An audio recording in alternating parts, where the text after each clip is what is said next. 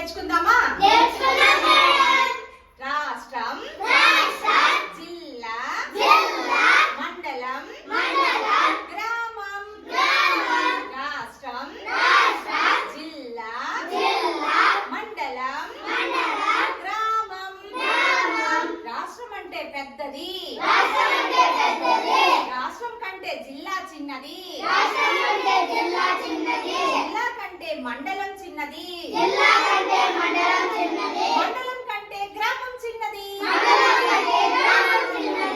మన రాష్ట్రం ఆంధ్రప్రదేశ్, మన జిల్లా తిరుపతి, మన మండలం వాకాడు, మన గ్రామం కల్లూరు.